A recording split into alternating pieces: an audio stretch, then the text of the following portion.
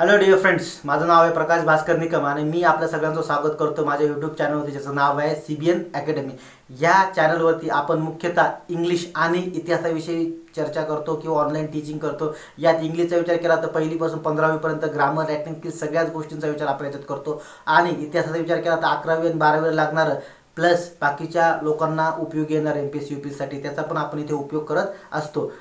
जर आतापर्यंत आपण हा चॅनल सबस्क्राईब केला नसेल, सबस्क्राईब करा, जेणेकरून आमचे बाकीचे व्हिडिओ पण तुम्हाला बघायला भेटतील. आज आपण चर्चा करणार आहोत नॉवेलविषयी. नॉवेलच्या विषयी चर्चा सुरू करण्याआधी आपल्याला मी सांगू इच्छितो की नॉवेलविषयी आपण पहिले एक पार्ट बनवला, ज्याच्यामध्ये नॉवेलचा अर्थ, नॉवेलची ग्रोथ आणि नॉवेलचे एलिमेंट्स याच्याविषयी आपण ऑलरेडी चर्चा केलेली आहे. आज आपण चर्चा करणार आहोत तर नॉवेलचे टाइप्स कोणकोणते. पुढे जाण्याआधी एक अजून आठवण करून देतो, जर हा व्हिडिओ आपल्याला हिंदीमध्ये बघायचा असेल तर तो आपण डिस्क्रिप्शन बॉक्समध्ये जाऊन तुम्हाला तो व्हिडिओ भेटणार आहे, कारण आपण मराठी आणि हिंदी या दोघं भाषेमध्ये व्हिडिओ बनवतो. तर आपला वेळ वाया न घालवता चला मग सुरू करूयात.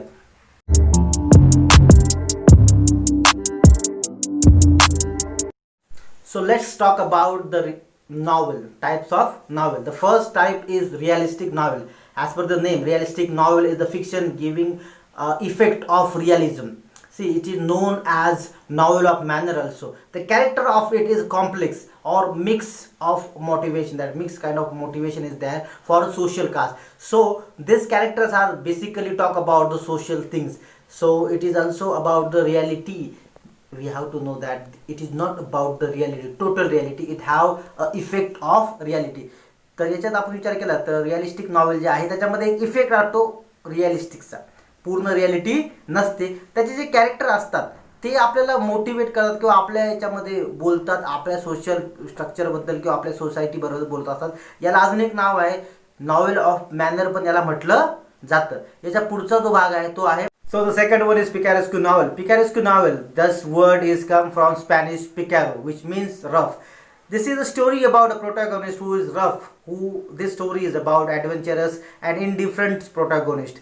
So basically we can understand it is an indifferent person of the hero of this novels. तर यामध्ये पिकॅरोस्की जो शब्द आहे तो पिकारो हा स्पॅनिश शब्द आहे, ज्याचा अर्थ होतो रफ, जरासा वेगळा असं म्हणू शकतो आपण, थोडा कळतं. तर यात आपला जो हिरो असतो तो थोडा ॲडव्हेंचरस असतो, वेगळा असतो, त्याच्यामुळे पिकॅरोस्की नॉवेल वेगळे. The third one is historical novel. As per the name suggests, historical novel is basically talk about history, which is actually happened before the novelist writing that things. Before some time that history was there, and so it is an historical novel which is giving more information about history. तर याच्यामध्ये historical novel जे आहे आपल्याला सोप्या सरळ शब्दात सांगायचं तर त्याचं नाव सांगतं ऐतिहासिक नॉवेल. तर खूप सोपं आहे की नॉवेलिस्ट जेव्हा लिहायला बसतो, आपला कादंबरीकार जेव्हा लिहायला बसतो त्याच्या आधीचा वेळ, थोडासा आधीचा, मग तो काही महिने असू शकतो, काही वर्ष असू शकतो किंवा जास्त पण असू शकतो, तर त्याच्यावर तो नॉवेल लिहित असतो. आता एक अजून गोष्ट की हिस्टॉरिकल नॉवेल सगळेचे सगळे तसे खरे असतात असं कोणीही सांगू शकत नाही. So next one is epistola novel. Epistola, the word came from Latin. This means epistola word is there, which means letter. So basically we can understand letter is there. So writer wrote the things in a way. It means that means it wrote the way in a narration way. So letter type was there. Famously it is known as letter, but sometimes nowadays people are using diary also. Diary shapes also there. So it is also a popular way to learn. तर याच्यामध्ये आपण विचार केला तर एपिस्टोलिक जे novel आहे तो जो वर्ड आहे तो लॅटिन वर्ड म्हणून एपिस्टोला म्हणून आले, त्याचा अर्थ होतो पत्र, लेटर. तर पत्र आपण जसं लिहितो तसे त्याचे सेक्शनमध्ये हे लिहिलं जातं, मोस्टली नरेटिव्ह वेमध्ये लिहिलं जातं आणि हेच फेमस आहे. परंतु आता याच्यामध्ये एक नवीन प्रकार आला आहे जो डायरी, आपण डायरी लेखन करतो दिवसादिवस, तसं याच्यामध्ये ते पण आता नवीन एक पार्ट जोडलं गेलेलं आहे आणि हे पण खूप फेमस आहे. So the next one is Gothic novel, which have thrills, horror, mystery, then supernatural thing, that decoy, all these things are there. Just because of that this kind of novel is too much interesting, so most of the people love to see this kind of novels and they read that novel mostly. म्हणजे काय माहिती का की Gothic novel जे त्याच्यामध्ये thrill आहे, death आहे, चोऱ्या आहेत, त्यानंतर मिस्ट्री आहे, सगळ्याच गोष्टी याच्यामध्ये भरलेल्या आहेत. तर थोडंसं सुपर नॅचरल पॉवरचा टच पण असतो कधी कधी. तर या सगळ्या गोष्टींमुळे लोकांना या प्रकारचे नॉवेल खूप इंटरेस्टिंग वाटतात आणि लोक या प्रकारचे नॉवेल खूप जास्त बघतात. Then next one is autobiographical novel. Simply we can understand autobiography, that means the person written by himself. Okay, so that is the thing writer wrote about himself, but basically he changed the place and the name of the character to make it secret. That was the thing, it changed, but it is about the autography. तर आपण विचार केला तर ऑटोग्राफिकल novel म्हणजे काय, तर स्वतःविषयी लिहिलेलं नॉवेल एक प्रकारे, ज्यात बेसिकली आपल्या जीवनात घडलेल्या गोष्टी नॉवेलिस्ट लिहित असतो. पण त्याचा एक छोटासा बदल असतो, तो असा आहे की तो तिथली जी जागा आहे आणि जे कॅरेक्टरचे नाव आहे ते बदलत असतो. कारण एवढंच आहे की त्यांचं जीवन सिक्रेट राहावं, त्याच्यामध्ये कोणतीही हे करता यावी नाही म्हणून. So allegorical novel is the next novel. It is a certainly different novel. It have different meanings. It means it have a simple meaning which we have always in the novel, but it have a different 2-3 more meanings are there, which may be political, religious, historical, psychological, philosophical. All these kind of views are there. So the people who are reading that have their own views, like a poetry. We have a different meaning for a different person. The same way this kind of novel have a different meaning from different people.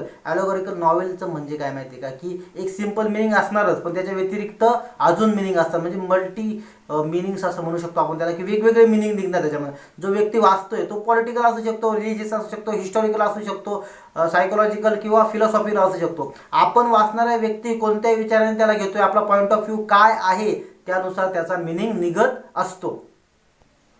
Then utopian and dystopian.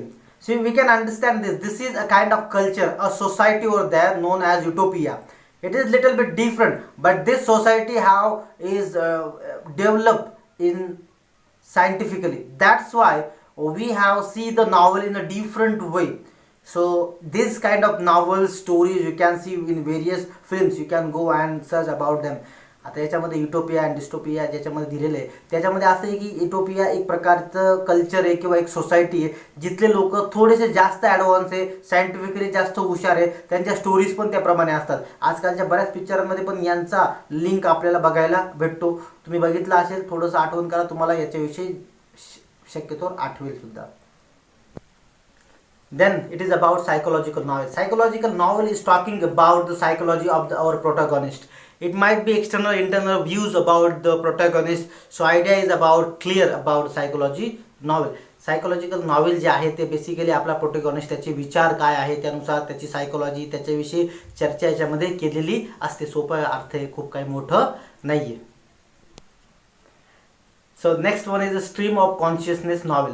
See, this kind of novels are indifferent than other novels. Normally a novel have the story plot is there, which the events occur and as per that story develop. But here we have a different kind of story in it. Consciousness, the character have the views. When character think about it, that story develop in that way. So it is not going with the events, it is about the characters who think about it.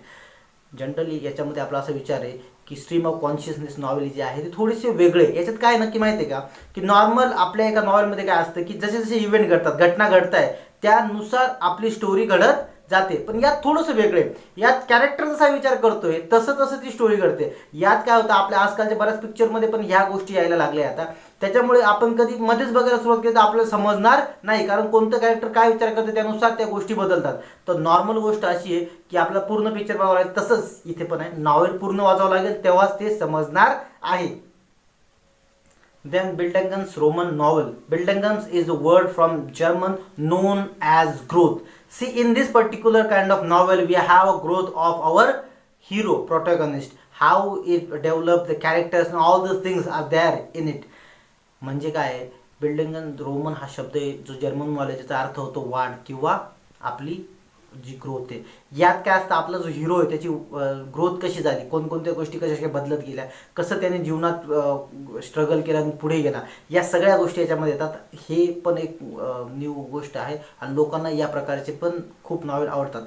याच्या व्यतिरिक्त पण नवीन नवीन मॅगझिनमधून आलेल्या गोष्टी किंवा scientific फिक्शन्स also द्या, म्हणजे scientific novels पण आहे तिथे. या गोष्टी आहेत, पण त्याच्याविषयी आपण आज बोलणार नाही आहोत. तर ह्या सगळ्या गोष्टी आजपर्यंत जे आपले नॉवेल झाले आहेत ते नॉवेलचे प्रकार आपण आता शिकलो आहेत. आशा करतो की आपल्याला सगळे नॉवेलचे प्रकार समजले असतील तर एक लाईक करा. आणि आतापर्यंत जर आपण आमचा चॅनल सबस्क्राईब केला तर तो सबस्क्राईब करा. त्याच्या शेजारी जे बेल आयकॉन आहे त्याच्यावरती टच करा, म्हणजे जेणेकरून आपल्याला आमचे नोटिफिकेशन भेटत राहतील. आणि ह्या किंवा कोणत्याही व्हिडिओमध्ये जर आपल्याला कोणतीही तक्रार असेल किंवा कोणत्याही आपल्याला असं वाटत असेल की आपल्याला काही गोष्टी समजल्या नाही, तर आपण कमेंटमध्ये जाऊन आम्हाला विचारू शकतात. त्याच्याविषयी आपल्याला उत्तर जरूर दिलं जाईल. धन्यवाद.